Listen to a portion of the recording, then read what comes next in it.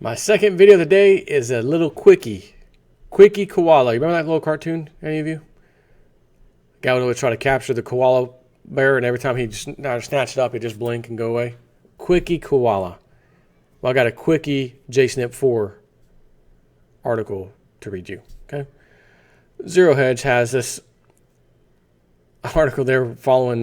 Remember Nigel Farage, the UKIP leader? The guy would go in front of Parliament in the EU and destroy them and just wreck them, and they would all just sit there and have to take it.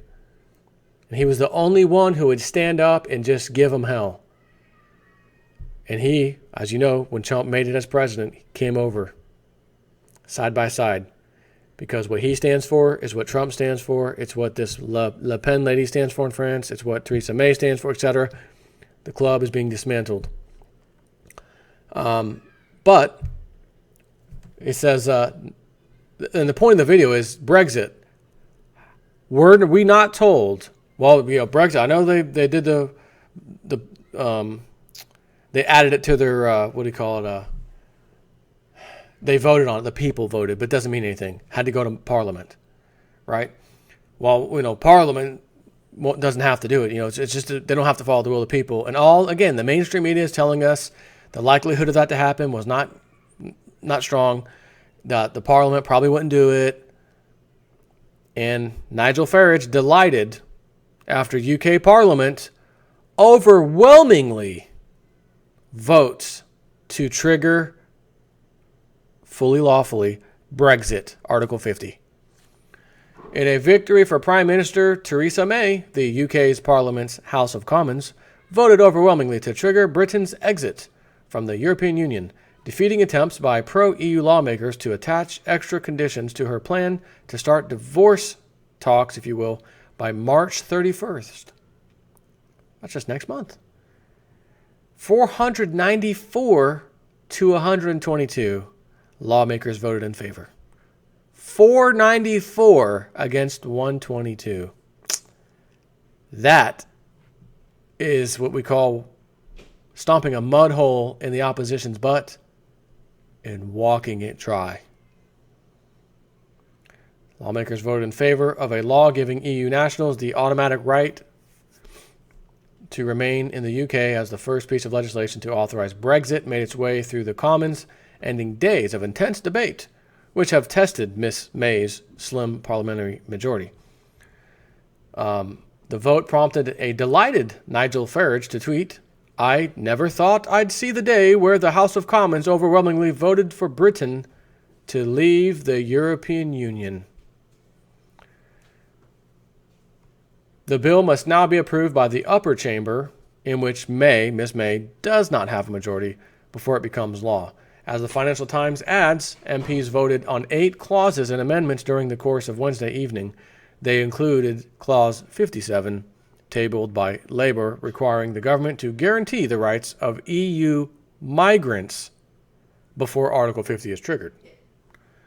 Ed Vaizey, a former Conservative minister, said he would not vote against his own government, but called for assurances as soon as possible for EU workers who were devastated after having been plunged into uncertainty. Another controversial amendment, tabled by the Liberal Dems, called for a second EU referendum before Brexit leaves the EU. The legislation is set to move to the Lords this month for further scrutiny, where there could be fresh amendments. May had already, or earlier on Tuesday, closed down a Conservative rebellion over Brexit by promising MPs a vote on the final draft of any EU exit agreement. The pledge was initially hailed by Labour as a huge concession. The euphoria subsided as ministers made it clear that if Parliament opposed the deal, Britain would simply leave the EU with no deal at all. Deal or no deal. Nonetheless, the promise of a meaningful vote on the terms of Brexit helped to appease pro-EU Tories who wanted Parliament to have, in effect, a veto on the terms of Britain's exit. Judging by the market's non-existent reaction, the outcome of the vote was largely priced in.